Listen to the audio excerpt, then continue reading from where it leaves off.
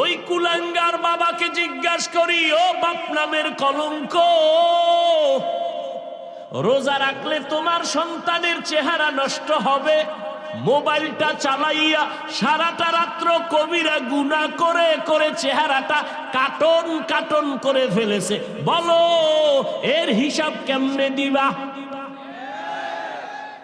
রোজা রাখলে চেহারা নষ্ট হবে, তোমার ছেলে মোবাইলের কবিরা গুনার প্র্যাকটিস করে করে চেহারাটা কাটন করে ফেলেছে, বলো বাবা হইয়া কি জবাব দিবা? বরকতের মাস শাবান, সামনে রমজান আসতেছে রে বাবা, তৈরি হয়ে যাও।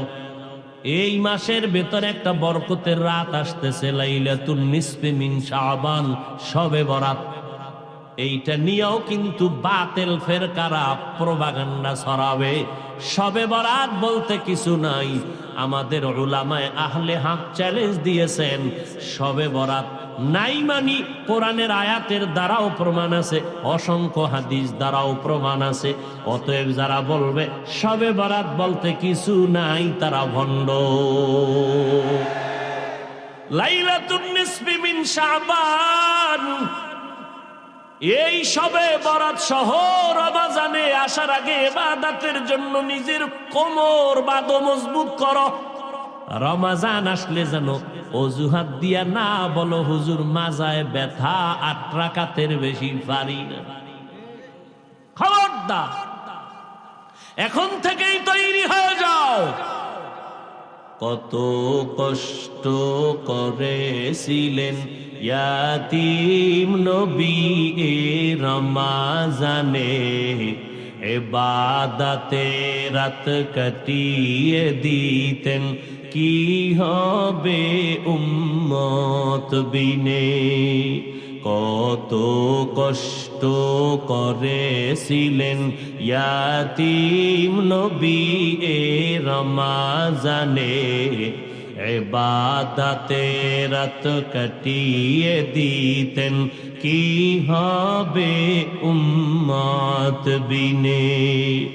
আমরা তো সেই নবীর উম্মত, কেমনে দাও তার সিনাতে আঘাত।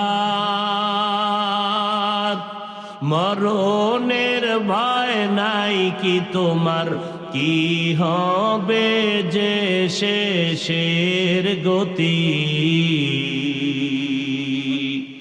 বলবো না ভোলা যায় নাকি মাহে রমজানের স্মৃতি। বলবো না ভোলা যায় নাকি মাহে রমজানের স্মৃতি। এ মাসের কত ফজিলত জানো কি মুসলিম জাতি। বলবো না ভোলা যায় নাকি মাহে রমজানের স্মৃতি। মাজা ব্যথা বাড়াইবেন রমজান আইলে। ও ভাই, তারাবি বেশি পড়লে কম সওয়াব বেশি না কম? বলেন। যার রমজানে একটা ফরজের দাম কত? 70 গুণ বেশি। রমজান ভাই আমল করবেন না, কোন মাসে করবেন? যদি কেউ বলে আমি 8 রাকাত তারাবি পড়ব, এর বেশি না, তার সাথেও কোনো তর্ক নাই। তার যুক্তির সামনে আমি একটু যুক্তি পেশ করব। ভাইজান, রমজান এমন বরকতের মাস, আপনি যদি 8 রাকাতই তারাবি পড়েন কিন্তু বাকি 12 রাকাত নফলের নিয়তে পড়ে ফেলেন, কি 8 রাকাত পড়ে একটা তুফান শুরু হয় মসজিদের ভিতরে। কে কার আগে যাবে? আমি গুলশানে জুমা পড়াই, স্পষ্ট রমজানের শুরুতে বলে দে, এই 8 রাকাতওয়ালা মাজা ব্যথা যাদের, আপনারা বারান্দায় নামাজ পড়বেন, তারাবি ভিতরে না। ওখান থেকে পরে পরে চলে যাবেন, 20 রাকাতওয়ালাদের দিলে যেন ধাক্কা না লাগে।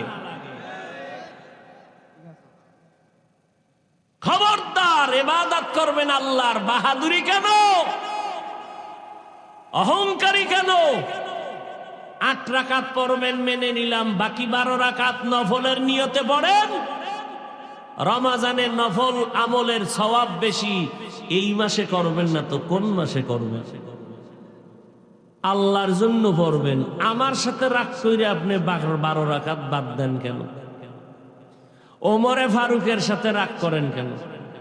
ওমরে ফারুকের সাথে তো আল্লাহ রাগ করে না। ওমরে ফারুকের দাম কত? আল্লাহ ওমরে ফারুকের উপরে খুশি হইয়া কোরআন শরীফে আয়াত নাজিল করেছেন। ওমরে ফারুকের সাথে রাগ করে, আহা, আল্লাহ মাফ করে দেন। ও দুনিয়ার মানুষ, আল্লাহর সব কথাই সত্য, সব গুরুত্বপূর্ণ। তবে কসম খাইয়া আল্লাহ যে কথাগুলো বলবেন, অন্য কথার তুলনায় এ কথাটা আরেকটু গুরুত্বপূর্ণ। এদিকে মানুষের মন আকৃষ্ট করার জন্য শপথ করলেন। নাম্বার 2, যেই জিনিসটা নিয়ে আল্লাহ শপথ করেছেন ওই জিনিসটাও বড় দামি। বলে কেমন? বলে অমূল্য সম্পদ। আসমানের কসম, জমিনের কসম। জমিন বড় দামি, আসমান বড় দামি। সূর্যের কসম, সূর্যের আলোর কসম। রাতের কসম, রাতের অন্ধকারের কসম। এইভাবে আল্লাহ 3-এর কসম করলেন, 3 বড় দামি। জৈতুনের কসম করলেন, জৈতুন বড় দামি। তৌরে সিনা, তুর পর্বত বড় দামি, কসম করলেন মক্কা নগরীর। আল্লাহ তাআলা আসরের শপথ করলেন, ওয়াল আসর, আসরের শপথ। আসর বড় দামি। বলে আসর কি জিনিস? বলে এটা এমন এক মূল্যবান জিনিস, এই আসরকে যারা সম্মান আর মূল্যায়ন করবে ওই বান্দাও দুনিয়াতে মূল্যায়িত হবে, সম্মানিত হবে। এই রকম একটা সম্পদের নাম আসর। আসরের 25টা অর্থ আছে। আপনারা সময় দিলে, আমিও যদি সুযোগ পাই, আল্লাহ যদি দয়া করে তৌফিক দেন, তো মাত্র 2টা তরজমা আমি বলার চেষ্টা করব, যদি সুযোগ হয়। এবার শপথ করে আল্লাহ সামনে কি বলতে চান বড় গুরুত্বপূর্ণ। শপথ করিয়া যা বলবেন বড় দামি। কিন্তু আল্লাহ পাক আসরের শপথের পর আবার কথাটা বলার আগে তাকিদ দিলেন, ইন্না, নিশ্চয়ই। আবার লাম তাকিদ দিলেন, লাফি খুসর, অবশ্যই। কসমের পরেই তো কথার মান বেড়ে গেল। আবার 2টা তাকিদ দিলেন কেন? ইন্না, নিশ্চয়ই। আল ইনসান, আলিফ লামে ইস্তিগরাকি, দুনিয়ার সব মানুষ, একজনও বাদ নাই। নারী পুরুষ, ধনী গরিব, দেশি বিদেশি, সব মানুষ জাহান্নামে যাবে। একটা মানুষও জাহান্নাম থেকে ফিরবে না। আল্লাহ এই কথাটার আগে কসম করলেন, কসমের পরে তাকিদ দিলেন, নিশ্চয়ই, কোনো সন্দেহ নাই। জমিনের সব মানুষ, আল ইনসান, একজনও বাদ নাই। হিন্দুরাও জাহান্নামী, বৌদ্ধরাও জাহান্নামী, হুজুরেরাও জাহান্নামী, সব লাফি খুস, অবশ্যই ধ্বংস। বলে না, ফি, ধ্বংসের ভেতরে নিমজ্জিত। আল্লাহর কথা কসম খায়া বললেন, তাকিদ দিয়ে বললেন, মিথ্যা হবে না, সত্য। এখন এতটুকু কথা যদি শুনিয়া ফলাফল বের করেন, আল্লাহ বলেছেন সব মানুষ জাহান্নামে যাবে, তো বয়ান শুনে লাভ কি? নামাজ পড়ে লাভ কি? যাও বাড়ি গিয়া নাক টেনে ঘুমাও। কথা শেষ না আরো আছে? আল্লাহ বলেন, ইল্লা, কিন্তু নামের ব্রেক লাগায় দিলাম। কিন্তু সব ইনসান জাতি জাহান্নামে যাবে, কিন্তু মানে কথা শেষ না, আরো বাকি আছে। ওদিকে আল্লাহর নবী কয়, আল্লাহ বললেন সব মানুষ জাহান্নামে যাবে, কিন্তু 4 গুণওয়ালা মানুষ জাহান্নামে যাবে না। 4 গুণওয়ালা মানুষ বিনা হিসাবে জান্নাতে যাবে। ওদিকে নবী কি কয়? কুল্লু উম্মতি ইয়াদখুলুনাল জান্নাহ। এদিকে আল্লাহ কয় কসম সব জাহান্নামী। ওদিকে নবী কয় শুনো সব উম্মত জান্নাতি। এবার নবীর আশেকরা কি করবে? বিড়ি টানলে সমস্যা নাই, নবী ওয়াদা করছেন সব উম্মত জান্নাতি। নবীও কয় কিন্তু নামের বেরেক আমিও লাগাই দিছি, ইল্লা মান আবা, সব উম্মতিরা জান্নাতে যাবে, যারা আমি মুহাম্মদকে মানবে না তারা যাবে না। নবী মাপকাঠি দিয়ে দিলেন, ও দুনিয়ার উম্মত, আমি নবীকে যারা মানবে না তারা জান্নাতে যাবে না। সাহাবায়ে কেরাম বললেন পয়গম্বর একটু বলবেন কারা আপনাকে মানে কারা মানে না? নবী বললেন যারা আমার অনুসরণ করবে তারা আমাকে মানবে, জান্নাতে যাবে। যারা আমার অনুসরণ করবে না তারা আমাকে মানলো না, জান্নাতেও যাবে না। মহব্বত করা, ভালোবাসা এটা আলাদা, অনুসরণ আলাদা। নবী কি কইছেন? যারা আমার অনুসরণ করবে তারা জান্নাতে যাবে। ভালোবাসা আর অনুসরণ কোনোদিন এক না। অনুসরণ কাকে বলে? বলে যে যার অনুসরণ করবে তার রঙে রঙিন হয়ে যাওয়ার নাম অনুসরণ। যেই ভাইজান আমার অনুসরণ করবে তার টুপি আমার টুপির মতো হবে, তার জামাটা আমার জামার মতো হবে, তার রংটা আমার রং হবে, সে আমার অনুসরণ করলো। যারা মদিনার অনুসরণ করবে মদিনার সুন্নতের রঙে রঙিন হয়ে যাবে। কার রঙে? মদিনার রঙে রঙিন হবে। মান আহাব্বা সুন্নতি কওলে রাসূল মাজদায়ে কানা মাইহাম কুন কবুল। মদিনার নবীর সুন্নতের রং লাগাও। বলে সুন্নতের রং মুখে মুখে বললে হবে না, দিলে দিলে যদি চিৎকার দাও আমি নবীর বড় পাগল, অথচ নবী বলেন টুপি বড়, এটা সম্ভব না। আমি নবীরে ভালোবাসি, নবী বলেন আমার মোহব্বতে দাড়ি লম্বা করো, বলে এটা সম্ভব না। বলে রে বান্দা, এই মোহব্বত দিয়ে জান্নাত পাওয়া যাবে না।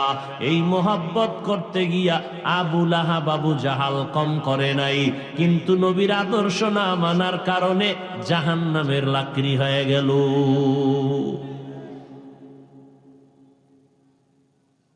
আল্লাহ বলেন সব মানুষ জাহান্নামে যাবে, কয় গুণওয়ালা ব্যতীত? 4 গুণওয়ালা মানুষ জান্নাতে যাবে। 1 নাম্বার গুণের নাম ঈমান, 2 নাম্বার গুণের নাম নেক আমল। ভালো করে খেয়াল করেন, 1 নাম্বার গুণের নাম, 2য় গুণের নাম, 3 নাম্বার গুণের নাম ঈমান আমলের দাওয়াত অন্যকে দাও।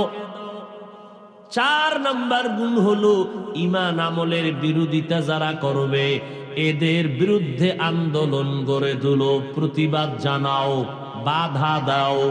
বাধা দিতে গিয়া মামলা হামলা প্রতিবাদের যদি ভেজাল লাগায় ধৈর্যের সাথে মোকাবেলা করো, তার মানে ঘুমাইয়া থাকা যাবে না।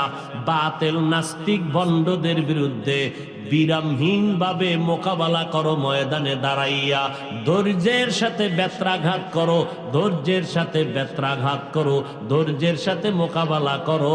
এর থেকে 1 চুল পরিমাণ পিছনে যাওয়া যাবে না। ধৈর্যের সাথে ভিড়াও, পিডা বন্ধ করা যাবে না। পিডানের ক্ষেত্রে ধৈর্য অর্থাৎ লাগাতার, থামাথামি নেই, ধৈর্যের সাথে ভিড়াও। আমার নবীরে গালি দিবে, মেনে নেওয়া হবে না। আল্লাহর কোরআনের বিরুদ্ধে কথা বলবে, মেনে নেওয়া হবে না। মুসলমানের ইমানের উপরে আক্রমণ করবে, মেনে নেওয়া হবে না। আমার নবীর বিরুদ্ধে কথা বলবে, মেনে নেওয়া হবে না। কালেমার বিরুদ্ধে কথা বলবে, মেনে নেওয়া হবে না। কারণ এটা আমার ঈমান, এটা আমার জান্নাতের টিকেট। আমি আমার আব্বাকে ছাড়তে পারি, আমার আম্মাকে ছাড়তে পারি, আমার পীর সাহেবকেও ছেড়ে দিতে পারি, কিন্তু আমি মদিনার আদর্শ ছাড়তে পারি না। तुक जाओ সুন্নতে আহমদ কুজাবা মুহাম্মদ কেবুয়াদ নিসবতরা। উম্মত কই সুন্নত কই? হ্যাঁ, সব মানুষ জাহান্নামে যাবে, কয় গুণওয়ালা মানুষ জান্নাতে যাবে?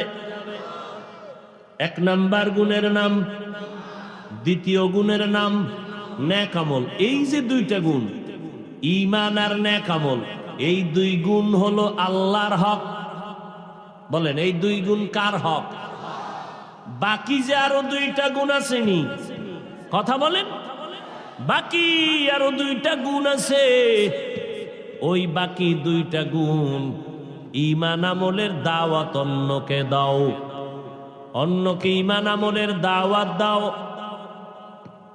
4 নাম্বার গুণ, ঈমান আমলের বিরোধিতা যারা করবে তাদেরকে বাধা প্রদানে ধৈর্য ধারণ করো। প্রথম 2 গুণের হক কার?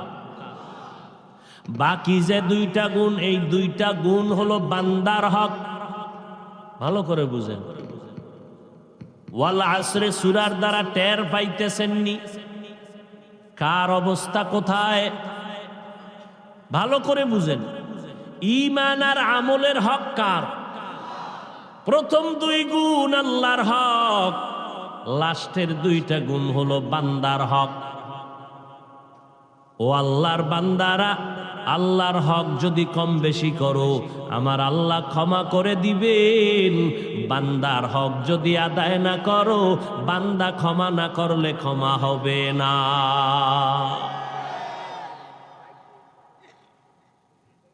আল্লাহর হক 1 নাম্বার ঈমান, 2 নাম্বার নেক আমল।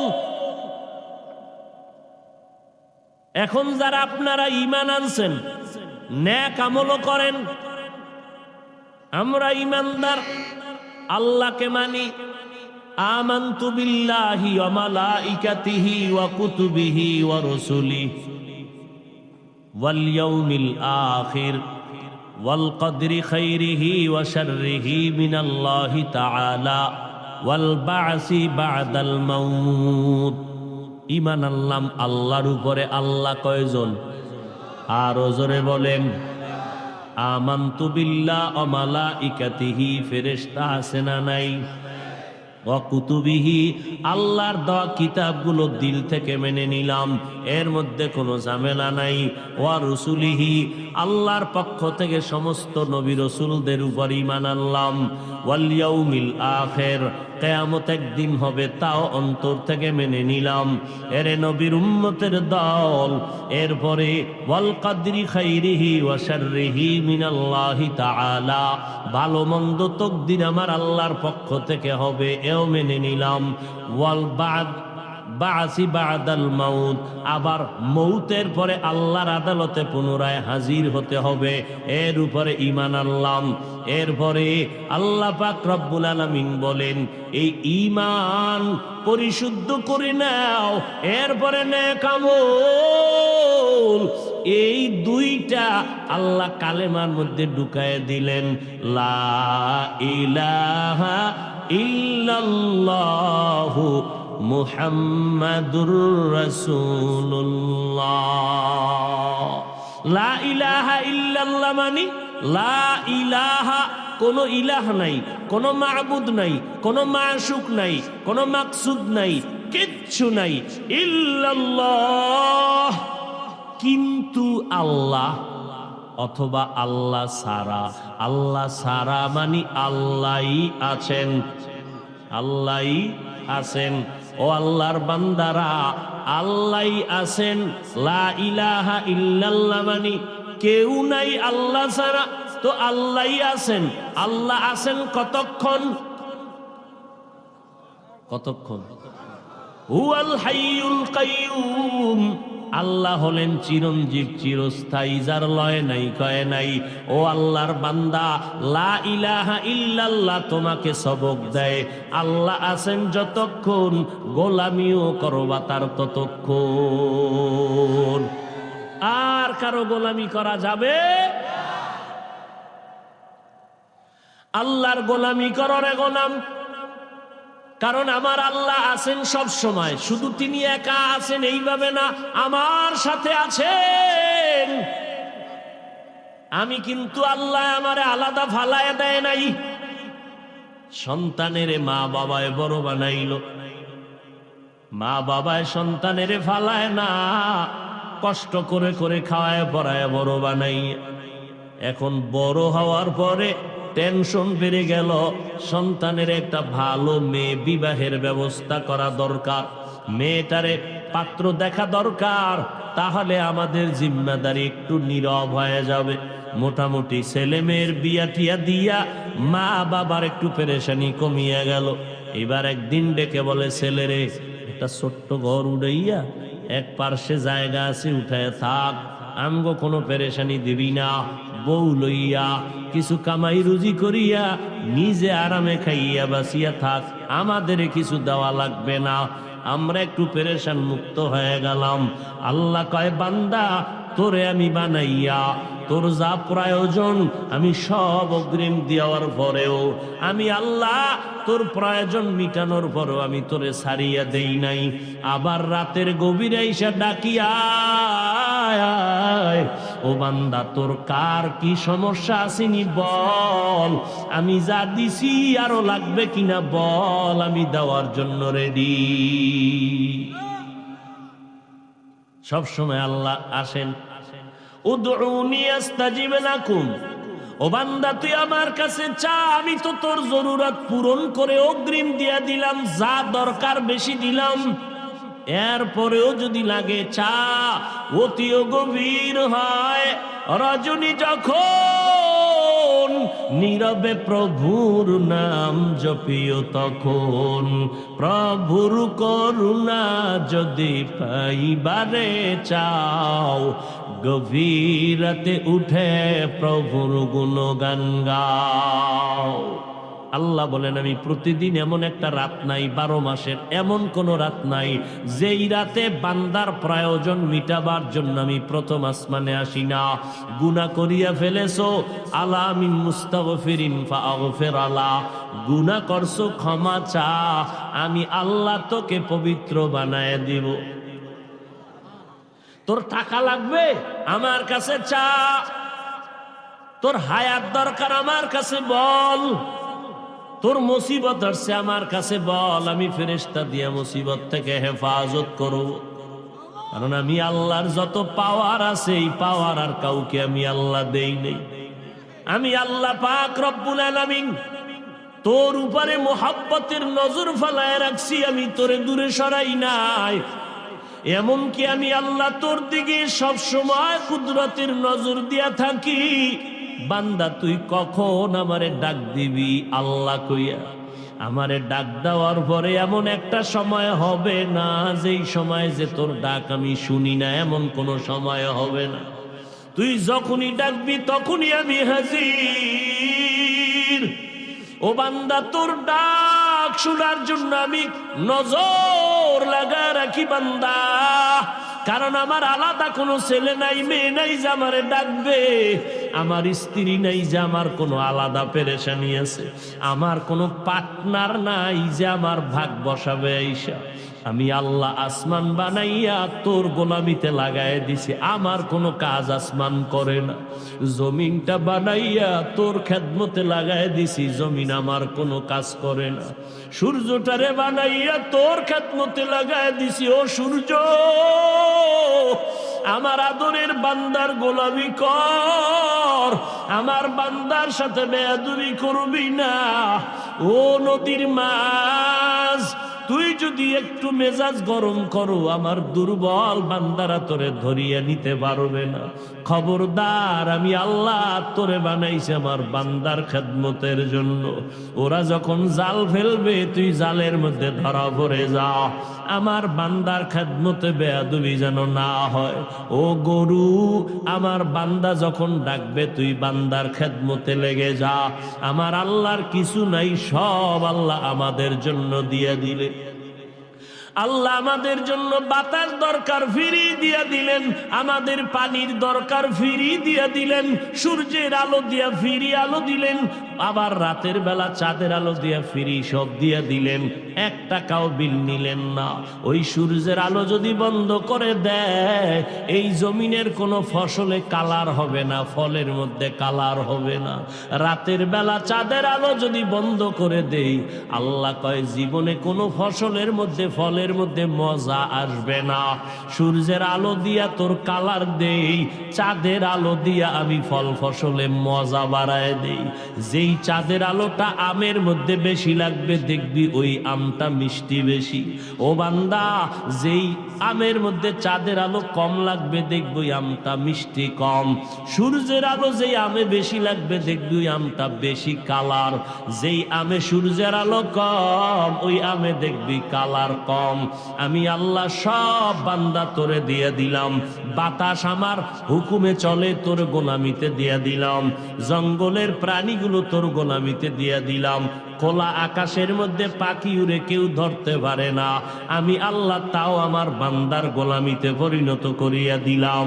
ও বান্দা, তোর যা দরকার সব দিয়ে দিলাম, চাওয়ার আগে দিলাম।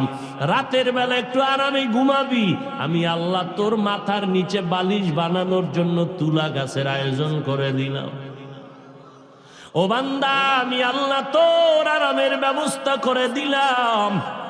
আমি আল্লাহ পাক রব্বুল আলামিনের পর তোরে দিয়া টিয়া আমি সইরা যাই নাই, আমি তোর সামনেই আছি। তুই কোথায় যাবি এমন একটা জায়গা নাই যেখানে আমি আল্লাহ নাই। ফাআইনামা তুআল্লু ফাসাম্মা ওয়াজহুল্লাহ। ও বান্দা, তুই যেদিকেই তাকাবি সেদিকেই তো আমি হাজির। আমি আল্লাহ তোরে একটা সেকেন্ডের জন্য ভুলি না। আমি আল্লাহ তো তোর দিকে মোহাব্বতের নজর লাগায় রাখছি। আমার ছেলে নাই যে আমাকে আব্বা বলে ডাকবে, আমার মেয়ে নাই যে আমাকে আব্বা বলে ডাকবে। আমি বড় আদর করে তোদের বানাইছি। তাকাইয়া দেখছো নি কত বিশাল আসমান, জমিন থেকে 500 বছরের দূর। এক একটা আসমান 500 বছরের মতো মোটা। এইভাবে আমি আল্লাহ 7টা আসমান বানায় রাখছি। এক আসমান থেকে আর এক আসমানের মাঝখানে মহাশূন্য 500 বছরের দূর। নজর করিয়া দেখ এই আসমানগুলো কেমনে টানাইয়া রাখলাম। নিচের থেকে কোনো খুঁটিও নাই, উপর থেকে কোনো রশির টানাও নাই।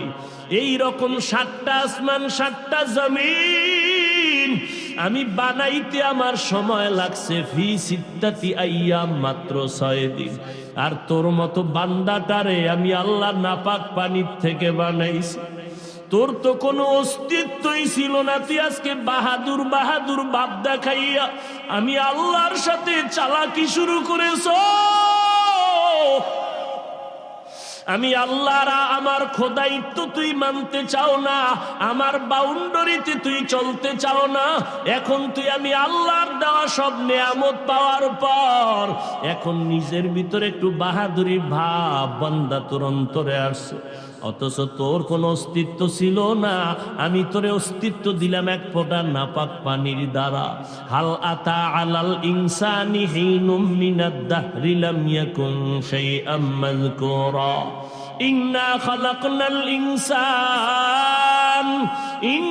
খালাকনাল ইনসানা মিন নুতফাতিন আমশাজিন নাবতালি ফাজআলনাহু সামিআম বাসীরা। আমি আল্লাহ নাপাক পানির থেকে তোর অস্তিত্ব দিলাম রে গোলাম। তোর মতো একটু বাচ্চা 1-1.5 কেজি ওজনের বেশি হবে না। আমি আল্লাহ এত বিশাল 7টা আসমান 7টা জমিন 7টা মহাশূন্য বানাইছি 6 দিনে। আর তোর মতো বান্দা 1.5 কেজি ওজনের বান্দাটারে আমি ওই নাপাক পানি তোর মায়ের গর্ভে রাখাইয়া ফেরেশতারে বললাম 40 দিন পর্যন্ত শোধন কর। 40 দিন করে শোধন করিয়া এই নাপাক পানিটারে রক্ত, এর পরে গোশত, এর পরে হাড্ডি, এর পরে আবার গোশত। ওয়ালাকাদ খালাকনাল ইনসানা মিন সুলালাতিন মিন তিন وَلَقَدْ خَلَقْنَا الْإِنسَانَ مِنْ سُلَالَةٍ مِنْ طِينٍ فَجَعَلْنَاهُ نُطْفَةً فِي قَرَارٍ مَكِينٍ ثُمَّ خَلَقْنَا النُّطْفَةَ عَلَقَةً فَخَلَقْنَا الْعَلَقَةَ مُضْغَةً فَخَلَقْنَا الْمُضْغَةَ عِظَامًا فَكَسَوْنَا الْعِظَامَ لَحْمًا ثُمَّ أَنشَأْنَاهُ خَلْقًا آخَرَ فَتَبَارَكَ اللَّهُ أَحْسَنُ الْخَالِقِينَ।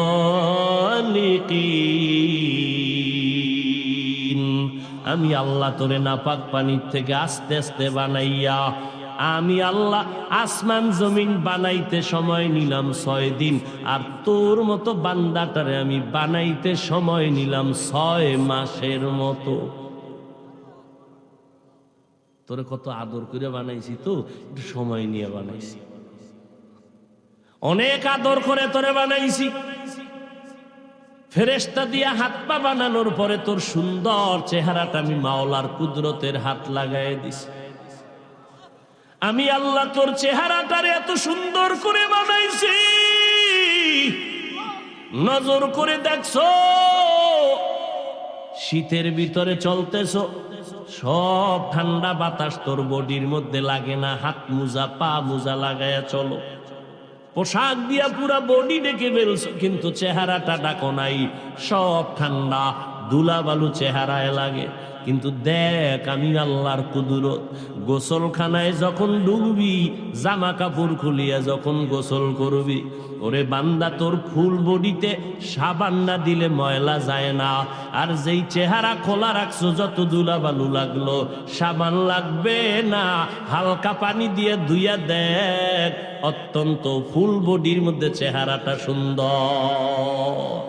কাদের কুদরত দারি বার কামাল, আন্তা রব্বি আন্তা হাসবি যুল জালাল, তুহি কাদের জলিলুল্লাহ জাহাদার, বহার হালে তুহি মেরা নেগাহদার।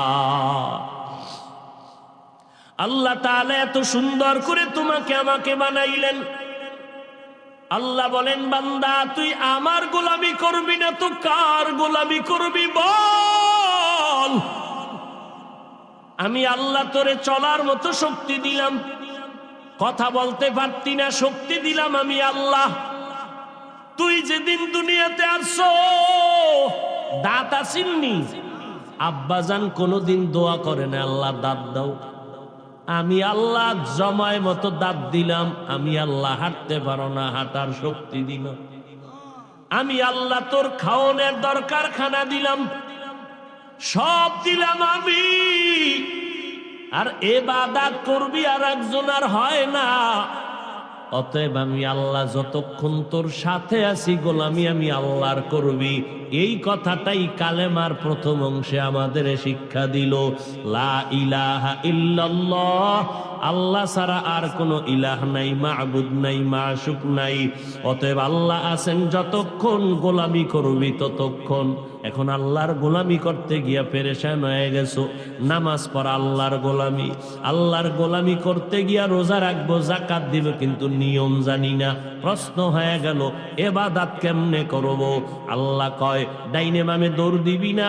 আমার এই ইবাদত আর গোলামির জবাব দেওয়ার জন্য আমার নামের সাথে আরেকটা নাম লাগায় দিছি, মুহাম্মাদুর রাসূলুল্লাহ।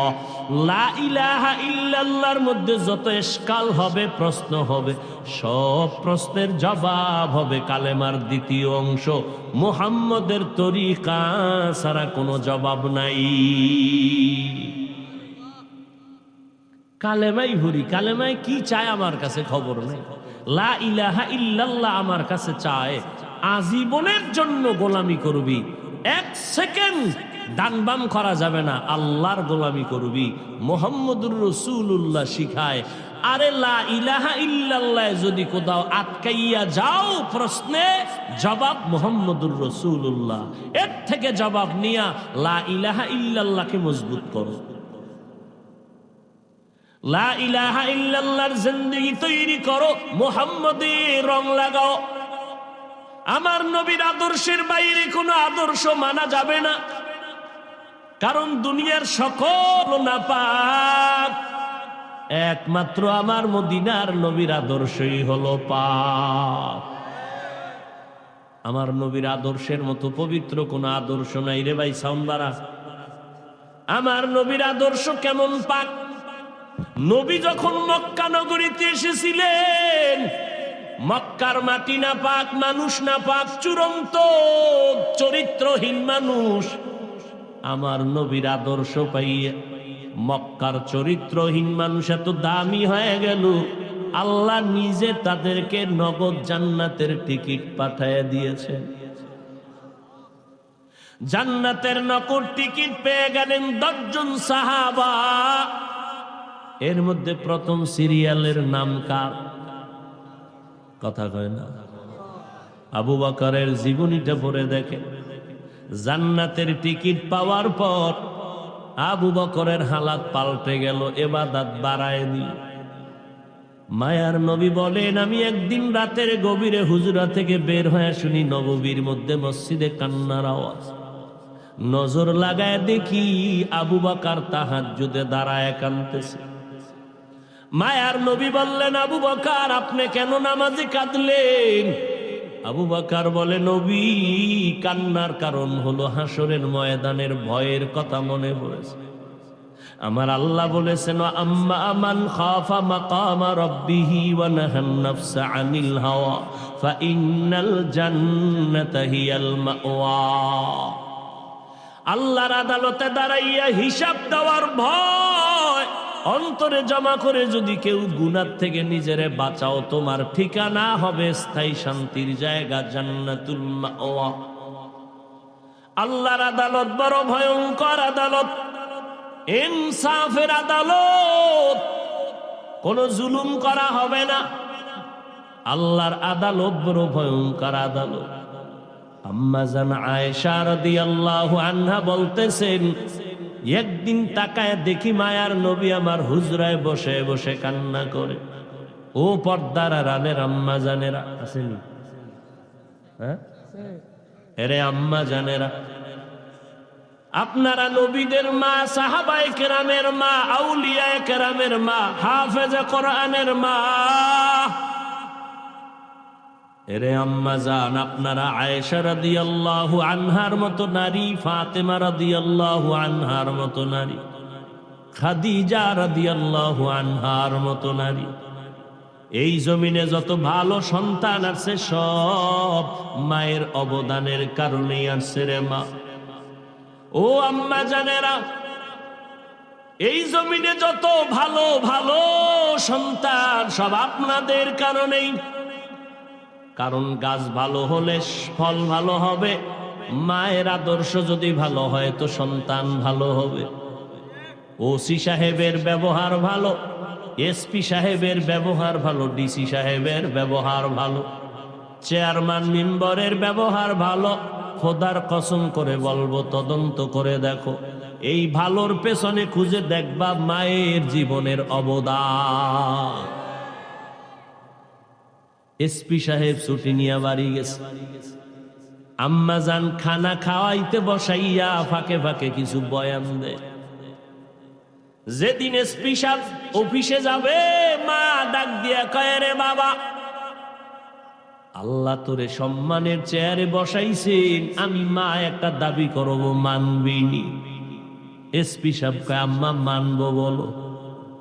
মা বলে, কোন দিন মরে যাই বলা যায় না, পারলে দোয়া করিস। তবে আমার একটা দাবি, সম্মানের চেয়ারে যতদিন বসবি কোনদিন হারাম টাকা খাবি না। কে কয়? মা। আর একটা দাবি, গরিবের উপরে জুলুম করবি না। এসপি সাহেব কয়, মাগো, আমার রক্ত দিয়া হলেও তোমার এই দাবি আমি পূরণ করব। চেয়ারের মধ্যে বসার পরে যখনই দেখে টাকার বস্তা, মায়ের কথা মনে পড়ে গেছে। তাড়াতাড়ি আমার চোখের আড়াল কর, তোরাও যদি এর মধ্যে হাত দাও তোদের বিচারের কাঠগড়ায় নিব। গরিবের উপরে জুলুম করে না, মায়ের উপদেশ কলিজার আপন বানাইয়া এই জমিনের মধ্যে চেয়ারম্যানের ব্যবহার ভালো, এসপির ব্যবহার ভালো। এরে আম্মা জানেরা, আপনারা যদি একটু সতর্ক থাকেন সন্তানগুলো আদর্শওয়ালা হয়ে যাবে। আপনার সন্তানকে ডাক্তার বানাবেন, আমি কলিজা ভরে দোয়া করি আলহামদুলিল্লাহ। ইঞ্জিনিয়ার বানাবেন, প্রফেসর বানাবেন, কোনো বাধা নাই। কিন্তু অনুরোধ করে গেলাম বেয়াদব যেন না হয়। আপনার সন্তানের আচরণে যেন আলেম ওলামারা কষ্ট না পায়। আপনার সন্তানের ব্যবহারে যেন এলাকার কোনো মুরব্বীরা কষ্ট না পায়। আপনার সন্তানের আচরণে যেন অন্য সন্তান নষ্ট হয়ে না যায়। এর পেছনে আপনার যথেষ্ট পরিমাণ ত্যাগ আর অবদান থাকতে হবে। সন্তানটারে আদর্শওয়ালা বানান, কোরআন শরীফটা শিখিয়ে দেন, 5 বেলার নামাজের জন্য তালিম দেন। এরে আম্মা জান, দেখবেন আপনি মরিয়া গেল সন্তান ডাক্তারি করবে, কোরআন পড়ে মায়ের জন্য দোয়া করবে।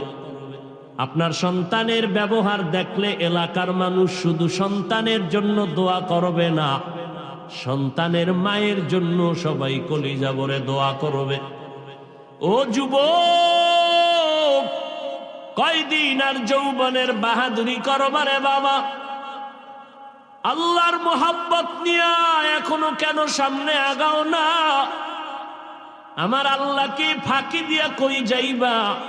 আমার আল্লাহকে ফাঁকি দিয়া যাওয়ার কোনো রাস্তা নাই রে বাবা।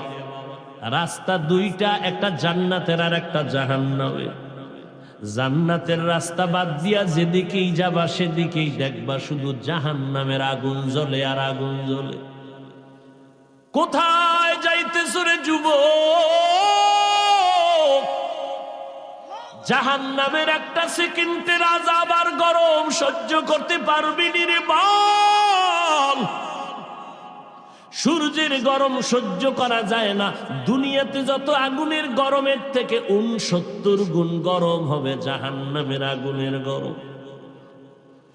ও নবীর উম্মতের দল, আম্মা জান আয়েশা রাদিয়াল্লাহু আনহা বলেন, নবী কাঁদতেছেন। আমি জিজ্ঞাসা করলাম, নবী হুজরায় বসে কেন কাঁদেন? আমি আয়েশা কোনো বেয়াদবি করেছি? নবী বলেন, আয়েশা কেন বেয়াদবি করবেন?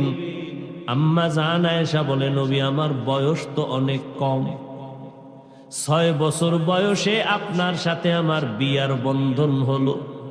আমি আয়েশার 9 বছর বয়সে আপনার ঘরে আসছি। ও পর্দার আড়ালের আম্মা জানেরা, আম্মা জান আয়েশা রাদিয়াল্লাহু আনহা 6 বছর বয়সে নবীর সাথে বিবাহের বন্ধন হলো। 9 বছর যখন বয়স তখন আম্মা জান নবীর ঘরের মধ্যে আসলেন। আম্মা জানের বয়স যখন 18 হয়ে গেল, আমার নবী দুনিয়ার থেকে বিদায় নিয়ে চলে গেলেন। এবার হিসাবটা বুঝলে বলেন, আমার আম্মা জান নবীর ঘর করলেন কত বছর? হুশ নেই, হুশ নেই। কয় বছর? 6 বছর বয়সে নবীর সাথে বিবাহ, 9 বছর বয়সে নবীর ঘরে গেলেন, 18 বছর বয়সে নবী দুনিয়ার থেকে চলে গেলেন। নবীর ঘর করলেন মাত্র 9 বছর। 18 বছরের একজন নারী, আমার দেশে তো অনেক 18 বছরের বোনের বিয়েই হয় না, অথচ আম্মা জানের 18 বছর বয়স। নবী চলে গেলেন, নবীর সোহবত পাইলেন মাত্র 9 বছর। ওই 9 বছরে আম্মা জান আয়েশা কি বরকত পাইছেন জানেননি? আম্মা জান শুকর আদায় করে বলে, আল্লাহর শুকর, মদিনার নবী 9 বছর ঘর করে আল্লাহ তাআলা আমার এমন বরকত দান করেছেন। আমি 18 বছরের নারী 9 বছর নবীর ঘরে থাকিয়া 2000 উপরে হাদিস আমি মুখস্থ করে হাফেজা হয়ে গেলাম। কয় হাজার? এরে আম্মা জান, আপনি কয় পারা কোরআনের হাফেজা হয়ে গেলেন? কয়টা হাদিস পারলেন? লাগবে না আপনার হাদিস মুখস্থ করা। ফজরের নামাজের পরে সূরা ইয়াসিনটা তেলাওয়াত করবেন, যোহরের নামাজের পরে সূরা রহমানটা তেলাওয়াত করবেন। ও যুবক, শুধু নারী না, তুমিও করিও। ফজরের নামাজের পরে সূরা ইয়াসিন, যদি সময় থাকে সূরা মুজাম্মিল পড়িও। এরপরে যোহরের নামাজের পরে সূরাতুর রহমান, সময় থাকলে সূরা ফাতাহ তেলাওয়াত করিও। আসরের নামাজের পরে সূরা নাবা, যদি সময় থাকে রে বাবা সূরা দোকানটাও পড়িও। মাগরিবের নামাজের পরে সূরাতুল ওয়াকিয়া, সময় থাকলে আরেকবার সূরা মুজাম্মিল পড়িও। এশার নামাজের পরে রে বাবা সূরা মুলুক তেলাওয়াত করো। পারলে সূরা ইয়াসিনটা রাতের বেলা আরেকবার পড়ি। দিনের বেলা সূরা ইয়াসিন পড়লে ফলাফল একরকম, রাতের বেলা সূরা ইয়াসিন পড়লে ফলাফল ভিন্ন রকম। দিনের বেলা সূরা মুজাম্মিল পড়ার ফলাফল আলাদা, রাতের বেলা সূরা মুজাম্মিল পড়ার ফলাফল আলাদা। আমল করবা না, বলো মাওলার দরবারে কি নিয়ে দাঁড়াবা? আলেম আলেম ভাব, কিসের ভাব দেখাইতেছ রে ভাই? সাহাবায়ে কেরামদের থেকে বড় ইলমওয়ালা তো কেউ হতে পারবে না, সাহাবায়ে কেরামদের মতো বড় আমলওয়ালা কেউ হতে পারবে না, সাহাবায়ে কেরামদের মতো তাকওয়াওয়ালা কেউ হতে পারবে না। এত ইলম, এত আমল, এত তাকওয়ার পরেও তারা ইবাদতে কমতি করেন নাই। আবু বকর নামাজে দাঁড়াইয়া কাঁদতেছেন। ও আবু বকর, জান্নাতের টিকিট দিছেন, আবার কেন কান্না করেন? আবু বকর বলে, নবী, যে আল্লাহ দয়া করে টিকিট দিয়েছেন, ওই আল্লাহ যদি টিকিট ক্যান্সেল করে দেয় আমি জাহান্নামে যেতে হবে। কারণ আপনি বয়ান করে বলেছেন কিয়ামতের ভয়ঙ্কর হালাত এত কঠিন, নারী আর পুরুষ সবাই হাসরের মাঠে উঠবে উলঙ্গ, কেউ কারো দিকে তাকানোর সময় পাবে না, সূর্যের গরম, অপর দিকে জাহান্নামের আওয়াজ, আমার আল্লাহ তাআলার রাগান্বিত আওয়াজ। নবী বলেন এমন কঠিন হবে। আম্মা জান আয়েশা বলে, নবী কাঁদেন কেন? বলে হাসরের ময়দানের ভয়। যেই নবীর কোনো গুনাহ নাই সেই নবী কান্না করে, এর নাম ঈমান। আল্লাহ কয় জান্নাত পাবে 4 গুণওয়ালা। 1 নাম্বার গুণের নাম ঈমান, দ্বিতীয় গুণের নাম নেক আমল। এই 2টা গুণ অর্জন করলেই জান্নাত পাওয়া যাবে না। এই হাজী সাহেব, পীর সাহেবের মুরিদেরা, তাবলীগওয়ালারা, ঈমানও আছে আমলও আছে, জান্নাত কিন্তু এখনো ওকে হয় নাই। আরো 2 দায়িত্ব আছে, যেই 2 দায়িত্ব বান্দার হক। অন্যকে ঈমান আমলের দাওয়াত দেওয়া লাগবে, শুধু দাওয়াত দিলে হবে না, যারা ঈমান আমলের বিরোধিতা করে তাদের বাধা দেওয়া লাগবে। ওয়াল আসরে সূরাটা পড়ে দেখো, বাহাদুরি করো পাগড়ির, কোন বাহাদুরিতে কাজ হবে না রে বাবা। কত পাগড়িওয়ালা, কত বুজুর্গ অন্যকে দাওয়াত না দেওয়ার কারণে জাহান্নামে যাবে। এখন অন্যকে দাওয়াত দিবেন, অন্য বলতে কে? বলে অন্য বলতে প্রথম সিরিয়ালে হলো আপনার আহাল সন্তান স্ত্রী, এরপরে যদি সময় থাকে প্রতিবেশী, এরপরে যদি সময় থাকে আপনার উম্মত, নিজের চিন্তা নাই, মাইয়া ফলার চিন্তা নাই, উম্মত লয়ে মরে, আর একজন আর মাইয়া ফলা লয়ে মরে। অমুকের ছেলে নামাজ পড়ে না, নিজের দাড়ি নেই, টুপি নেই, খবর নাই, ইমাম সাহেবের ফাগরি নেই, নিয়ে মরে।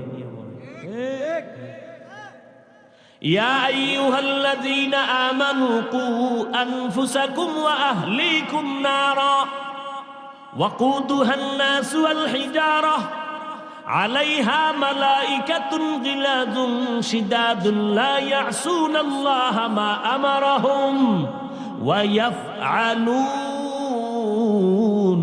মা ইউমারুন।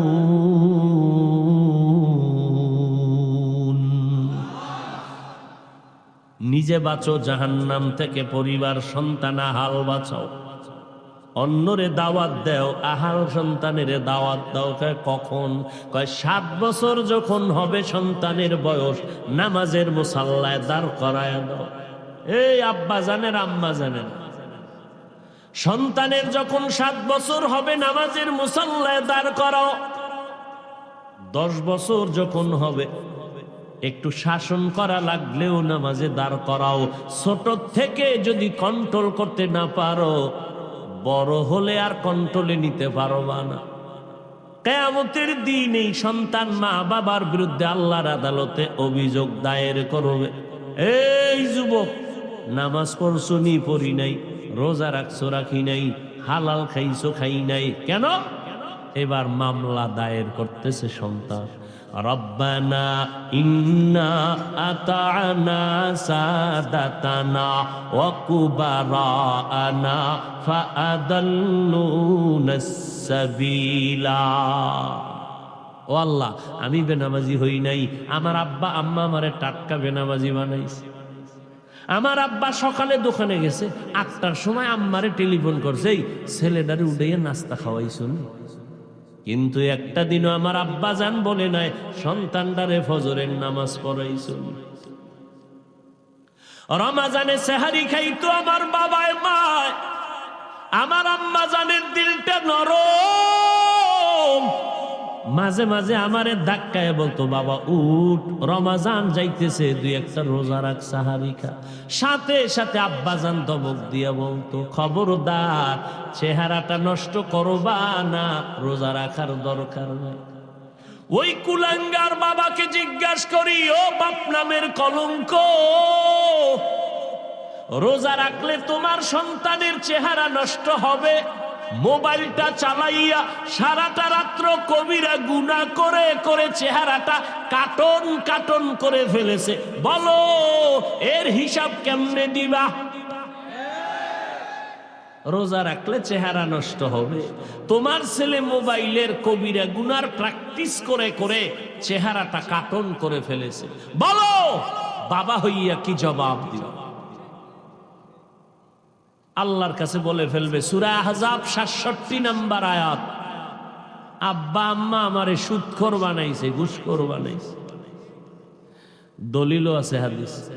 قال النبي صلى الله عليه وآله وسلم ما من مولود إلا يولد على الفطرة فأبواه يهودانه أو ينصرانه أو يمجسانه إلى آخر الحديث। ভাইরা আমার, পাগলের মতো দৌড়াইতেছি, একটা বিশাল বড় রাজনীতির দল করব, কয়েক বছরের মধ্যে আমি দেশ চালানের সরকার হব, তাই না? আমি সরকার হব, এই জন্য চিল্লাইতেছি না,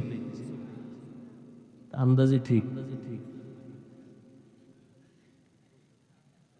পায়ে ধরে ধরে ধরে ধরে সারা দেশের মানুষকে বুঝাই, ও যুবক, কেন এত বৈপরীত্য ভাব, কেন এত দূরত্ব রে বাবা? তোমার আমার কালেমা এক, কোরআন এক, আল্লাহ এক, নবী এক, কাবা এক, ধর্ম এক। পাস করলি টুপি মাথায় দিয়ে তো কোনোদিন বললাম না পাস করলি যারা মাথায় দিবে না তোমাদের গুনাহ হবে।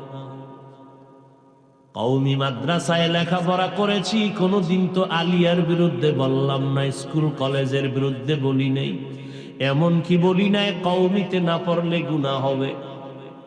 আল্লাহওয়ালার কাছে যাই, পীরের কাছে যাই, তাবলিগে যাই, কোনোদিন তো বলি নাই আল্লাহওয়ালার কাছে না গেলে গুনাহ হবে, তাবলিগ না করলে গুনাহ হবে। এই এত কষ্ট করি, খানা নাই, ঘুম নাই, দিন নাই, রাত নাই, এত কষ্ট করি বাবা, একমাত্র দুইটা স্লোগান সবার কলিজার মধ্যে ঢুকাইতে চাই, দুইটা স্লোগান। ও জাতি, জমিনে যতদিন বেঁচে থাকবা গোলামি করবা আমার আল্লাহর, দুনিয়াতে যতদিন বেঁচে থাকবা আদর্শ মানবা মদিনাওয়ালা নবী।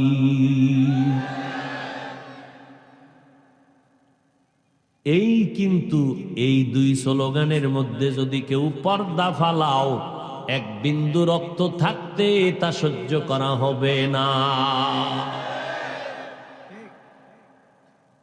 এক বিন্দু সহ্য করা হবে না রে ভাই।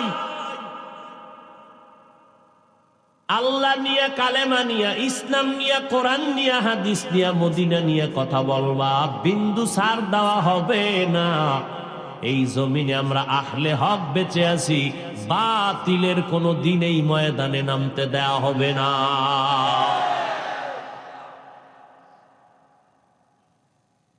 যতই চালাকি করো সাবধান, অনুরোধ করে বলছি রে যুবক,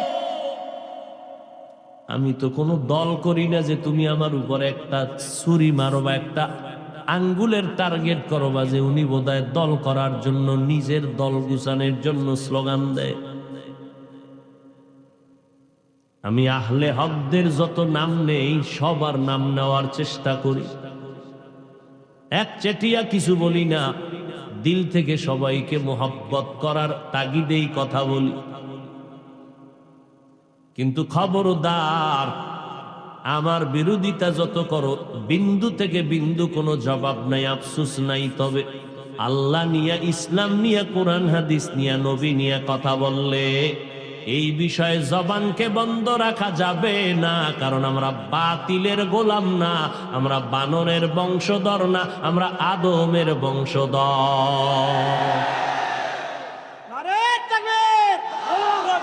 ভাইরা আমার, ঈমান আর আমল থাকলেই জান্নাতের দরজা খোলা হবে না। আরো দুইটা দায়িত্ব, ঈমান আমলের দাওয়াত অন্যকে দাও, যারা মানবে না তাদের বাধা দাও। কেমনে দাওয়াত দিবেন, বাধা কেমনে দিবেন, তারও নিয়ম পদ্ধতি নবী শিখায়া দিছেন। একজনে নামাজ পড়ে না, যায় থাপ্পড় মারবেন, ঘৃণা করবেন, নবী শিখাইয়া দিছেন। ঘৃণা করার সবকটা পাইলেন, বুকে লাগানোর সবক পাইলেন। এই আমাদের বিরুদ্ধে ইচ্ছা রকম বলতেছেন, লেখতেছেন, গালি দিচ্ছেন। আচ্ছা, আপনি নবীর উম্মত হইয়া আল্লাহর কাছে তাহাজ্জুদ করে হেদায়েতের দোয়া করছেন কয়বার? এই নিয়ে আপনি মুসলমান, এই মুসলমানিত্ব শিখলেন। সালাম না দেওয়াটাকে নিজের বরত্ব বানিয়ে দিলেন। অথচ আবু বকর আর ওমর দুইজনের ভেতরে প্রতিযোগিতা, কে কার আগে সালাম দিবে। ওমর কয় আজকে আমি আগে সালাম দিব, কিন্তু ইন্তেকাল হওয়া পর্যন্ত আবু বকরের আগে ওমর সালাম দিতে পারে নাই। একদিন আম্মা জান আয়েশা নবীর জিগায়, নবী আপনার মহব্বতের সাহাবায়ে কেরামদের মধ্যে আমলের লাইনে কে কি পরিমাণ আগায় গেছে? আম্মা জান আয়েশা ভাবলেন মোদা আব্বা জানের নাম কইব। নবী কয় ওমর। বলে কেমন? আকাশে যেই পরিমাণ তারকা দেখো, এর থেকেও ওমরের আমল অনেক বেশি। আহা, আব্বা জানের নামটা কইল না, মহিলা মানুষ, মনটা ছোট হয়ে গেল না, জিগেই দেখি আমরা আব্বার খবর কি। ও নবী, আমার আব্বা জান আবু বকরের খবর কি? বুঝি না, জিগেলে কইতেন না। নবী বলেন, ও আয়েশা, আবু বকরের কি কথা বলবো? আবু বকরের 2 দিনের কোরবানির এত দাম, 2 দিনের 2টা কোরবানির আমলের এত দাম। ওমর না, ওসমান না, আলী না, সব উম্মতের নেক যদি এক পাল্লায় দাও, আমার আবু বকরের 2 দিনের কোরবানির নেকের পাল্লা ভারী হয়ে যাবে। মাত্র 2 দিনের নেক আমল, জান্নাতি সাহাবী। আর আপনারা একটু টিকিট পাইছেন নি ঘুমের ভিতরে জান্নাতে? এত ভাব, সালাম দেয়ও না, দিলেও নে। আহা, লাথি মারার গুণটা অর্জন করতে পেরেছ তুমি, এই নাকি মুসলমান? আর এক মুসলমানের কল্যাণ মেনে নিতে পারো না। তোমার এক মুসলমান ভাই ব্যবসায় লাভবান হবে, সইতে পারো না। তুমি কেমন মুসলমান? তোমার এক মুসলমান ভাই সম্মানের চেয়ার বসবে, তুমি মেনে নিতে পারো না। তুমি কেমন মুসলমান? নাস্তিকেরা মাথা গরম করে, হুজুরেরা কেন হেলিকপ্টারে দৌড়ায়? নাস্তিকদের মুখে জুতা লাগাইয়া বলবি, রে নাস্তিক, জুতা লাগাইবে কি? ও নাস্তিকের আগেই মুসলমানের শান্তি গরম হয়ে গেছে। তুমি মুসলমান হইয়া তুমি পাগলের মতো করতেছ, সইতে পারো না। অথচ তুমি মুসলমান হইয়া বলা দরকার ছিল, এই নাস্তিকেরা, আমরা মুসলমান জাতি, ওরে কোরআন পড়লে, হাদিস পড়লে, মদিনার আদর্শ মানলে, মাদ্রাসায় পড়লে আমার আল্লাহ কুদরতের দ্বারা এমনি ভাবে সম্মান দান করেন। হুজুরে বাবার টাকা দিয়া কপ্টারে দৌড়ায় না, আমার মাওলা মাদ্রাসায় পড়ার কারণে, কোরআন পড়ার কারণে, সুন্নত মানার কারণে আমার আল্লাহ এইভাবেই ওলামাদেরকে সম্মান দান করে। তুমি নাস্তিকের থামাবা না, আমি তোমারে থামাবো? কেমন মুসলমান হয়েছ? গালি দিলা 1000 বার, হেদায়েতের দোয়া করলা না একবার? কই মদিনার আদর্শ? আসলে আমাকে বুঝতে বাকি নেই, তোমরা মদিনার আদর্শ চাও না, তোমরা কাদিয়ানীদের মতো মওদুদিবাদ কায়েম করতে চাও। ইনশাআল্লাহ যতদিন বেঁচে থাকবো, এই সোনার বাংলার জমিনে আহলে হকরা যতদিন আছেন, ইনশাআল্লাহ আমাদের সন্তানেরা থাকবে। হাটহাজারীর হুজুর, হাফিজি হুজুর, পীরজি হুজুর রাহমাতুল্লাহ আলাই, ও বাবা, সমস্ত উলামায়ে কেরামরা আজীবন বাতিলের বিরুদ্ধে কথা বলেছেন। আমরা তাদের সন্তান, আমরাও বলছি, আমাদের সন্তানেরাও বলবে, জীবন যাবে, বাতিলের সামনে কোনো আপোষ করা হবে না।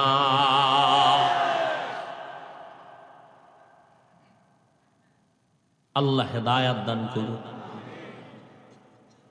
4 গুণা দ্বারা জান্নাত পাবে। 1 নাম্বার গুণের নাম ঈমান, 2য় গুণের নাম নেক আমল, 3য় গুণের নাম ঈমান আমলের দাওয়াত অন্যকে দাও।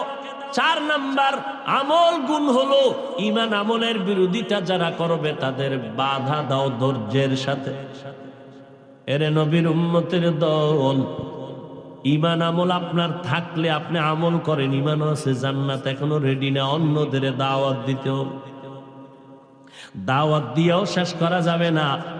আপনার ঘরের মধ্যে যদি গান বাজে বন্ধ করতে হবে। আপনার সন্তান যদি নামাজ না পড়ে নামাজ পড়াইতে হবে, বিরোধিতা করলে বাধা দিয়া ফিরাইতে হবে।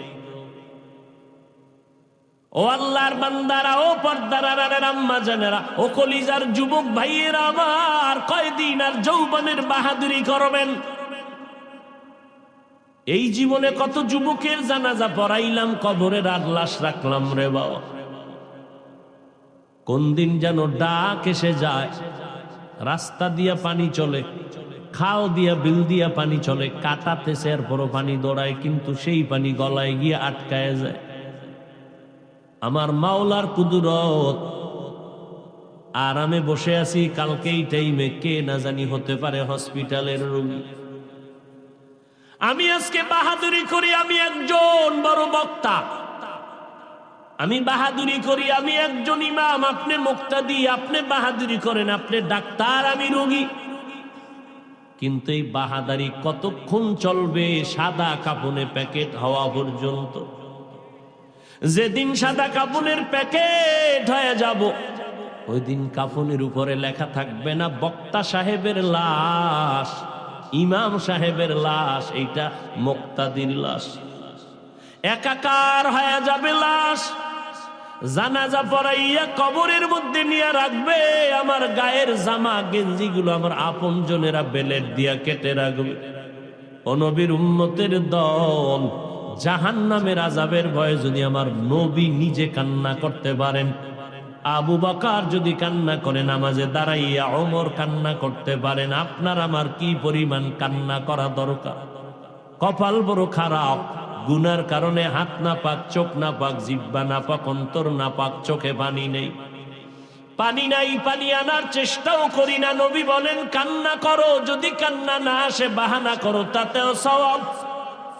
চোখের পানির এত দাম, আল্লাহর দরবারে এক ফোঁটা চোখের পানি ছেড়ে দিলে আল্লাহ বলে জিন্দেগি যত অন্যায় করেছে এক ফোঁটা চোখের পানির বদৌলতে মাফ করে দিব। নবী বলেন গাভীর ওলান থেকে দুধ বের করে ভেতরে যেমন ঢুকানো সম্ভব না, কান্নাওয়ালা বান্দাকেও জাহান্নামে ঢুকানো আর সম্ভব হবে না।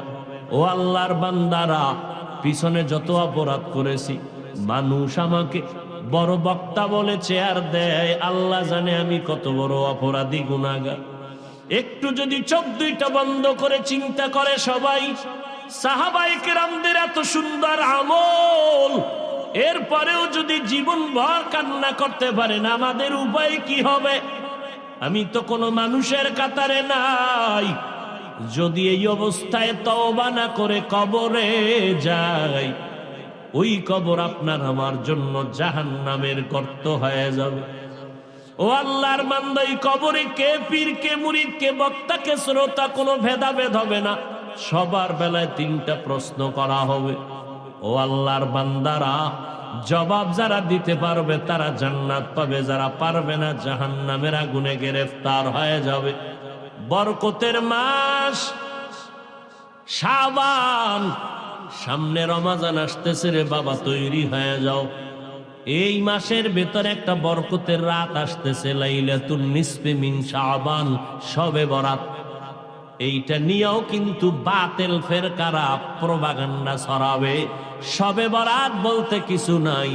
আমাদের উলামায়ে আহলে হক চ্যালেঞ্জ দিয়েছেন, শবে বরাত নাই মানি কোরআনের আয়াতের দ্বারাও প্রমাণ আছে, অসংখ্য হাদিস দ্বারাও প্রমাণ আছে। অতএব যারা বলবে শবে বরাত বলতে কিছু নাই, তারা ভণ্ড। লাইলাতুন নিসফি মিন শাবান, এই শবে বরাত সহ রমজানে আসার আগে ইবাদতের জন্য নিজের কোমর বাঁধ, মজবুত করো। রমজান আসলে যেন অজুহাত দিয়া না বলো হুজুর মাজায় ব্যথা, 8 রাকাতের বেশি পারি না। খবরদার, এখন থেকেই তৈরি হয়ে যাও। কত কষ্ট করেছিলেন ইয়াতীম নবী এ রমজানে, ইবাদতে রাত কাটিয়ে দিতেন, কি হবে উম্মত বিনে। কত কষ্ট করেছিলেন ইয়াতীম নবী এ রমজানে, ইবাদতে রাত কাটিয়ে দিতেন, কি হবে উম্মত বিনে। আমরা তো সেই নবীর উম্মত, কেমনে দাও তার সিনাতে আঘাত, মরণের ভয় নাই কি তোমার, কি হবে যে শেষের গতি।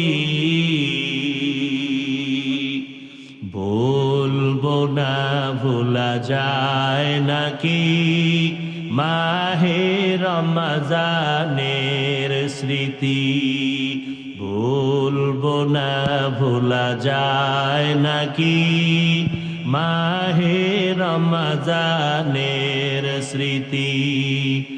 এ মাসের কত ফজিলত জানো কি মুসলিম জাতি, বলবো না ভোলা যায় নাকি মাহে রমজানের স্মৃতি। মাজা ব্যথা বাড়াইবেন রমজান আইলে। ও ভাই, তারাবি বেশি পড়লে কম সওয়াব বেশি না কম বলেন? যার রমজানে একটা ফরজের দাম কত? 70 গুণ বেশি। রমজান ভাই আমল করবেন না, কোন মাসে করবেন? যদি কেউ বলে আমি 8 রাকাত তারাবি পড়ব এর বেশি না, তার সাথেও কোনো তর্ক নাই। তার যুক্তির সামনে আমি একটু যুক্তি পেশ করব। ভাইজান, রমজান এমন বরকতের মাস, আপনি যদি 8 রাকাতই তারাবি পড়েন কিন্তু বাকি 12 রাকাত নফলের নিয়তে পড়ে ফেলেন, কি 8 রাকাত পড়ে একটা তুফান শুরু হয় মসজিদের ভিতরে, কে কার আগে যাবে? আমি গুলশানে জুমা পড়াই, স্পষ্ট রমজানের শুরুতে বলে দে, এই 8 রাকাতওয়ালা মাজা ব্যথা যাদের, আপনারা বারান্দায় নামাজ পড়বেন, তারাবি ভিতরে না। ওখান থেকে পরে পরে চলে যাবেন, 20 রাকাতওয়ালাদের দিলে যেন ধাক্কা না লাগে। খবরদার, ইবাদত করবেন আল্লাহর। বাহাদুরি কেন, অহংকারী কেন? 8 রাকাত পড়বেন মেনে নিলাম, বাকি 12 রাকাত নফলের নিয়তে পড়েন। রমজানের নফল আমলের সওয়াব বেশি, এই মাসে করবেন না তো কোন মাসে করবেন? আল্লাহর জন্য পড়বেন। আমার সাথে রাগ করে আপনি 12 রাকাত বাদ দেন কেন? ওমরে ফারুকের সাথে রাগ করেন কেন? ওমরে ফারুকের সাথে তো আল্লাহ রাগ করে না। ওমরে ফারুকের দাম কত? আল্লাহ ওমরে ফারুকের উপরে খুশি হইয়া কোরআন শরীফে আয়াত নাজিল করেছেন। ওমরে ফারুকের সাথে রাগ করে, আহা, আল্লাহ মাফ করে দেন। তাহলে কয় গুণ আল্লাহরা জান্নাত পাবে? 4 গুণ। ইমানও আছে, আমলও আছে, জান্নাত রেডি। একজনই ইমানও আছে, ফাগরি টাগরি সব ঠিক আছে, তসবি টসবি সব ঠিক আছে, জান্নাত রেডি। আরো কয় দায়িত্ব বাকি? এই হলো সূরা আসরের পাওয়ার। এজন্য ইমাম শাফি বলেছেন যে শুধুমাত্র আল আসরে সূরার উপরে যদি আমল করত, আল্লাহ অন্য কোন আয়াত নাজিল নাও করতেন, বিনা হিসাবে জান্নাত পেয়ে যেত। আল আসরে সূরার পাওয়ার বিস্তারিত আলোচনা নয়। আল্লাহ এই 4 গুণওয়ালা মুমিন হইয়া আল্লাহর গোলামি, রসুলের তরিকা মতো সুন্নাত অনুযায়ী চলে ইখলাসের সাথে জীবন যাপন করার তৌফিক দান করে। দোয়া করি আল্লাহ পাক আমাকে আপনাদের সবাইকে আল্লাহ পাক দ্বীনের জন্য কবুল করে। আল্লাহ, পার্শ্বে মাদ্রাসা আপনারা জানেন প্রতি মাসের 2য় শুক্রবার ইসলাহি ইজতেমা আসর থেকে এশা, আগামী মাসের 10 তারিখ শুক্রবার যাবেন ইনশাআল্লাহ। যারা একান্তই মহব্বতের মানুষ, মহব্বত করেন, কথা বলার সুযোগ নেই, আসবেন, মাহফিলের তারিখের জন্য যাবেন না। খবরদার, ওদিন 1 সেকেন্ড তারিখ নিয়ে কথা বলার সুযোগ নেই। এমনে যাবেন আল্লাহর মোহাব্বতে। অনেক ওলামায়ে কেরাম আল্লাহর বান্দারা আসে, এক জায়গায় বসবো, কথা বলবো। এখন তো অনেকে হাত বাড়াইলো, মুসাফা করার সুযোগ নেই, হাত মিলানো যাবে না। একজনকে দিলে 100 জনকে দিতে হবে, সেই ধৈর্যও নেই, সেই সময়ও নেই। অহংকারী না। এই জন্য তো দুনিয়ার মানুষ বিচার করে উপরেরটা দেখা, আল্লাহ বিচার করে ভিতরেরটা দেখা। আল্লাহ যদি উপরের আপনার মতো উপরেরটা দেখে বিচার করতে, কত আগে মাইরে ফেলেন। আল্লাহ বিচার করে অন্তর দেখে, আসলে আমার অন্তর কেমন। আল্লাহ আমাকেও কবুল করেন, দীর্ঘ নেক হায়াত দান করেন। সমস্ত ষড়যন্ত্রকারীদের ষড়যন্ত্র থেকে আল্লাহ ইজ্জতের সাথে কুদরতের হাতে নিরাপদে হেফাজত করেন। আলহামদুলিল্লাহি রাব্বিল আলামিন।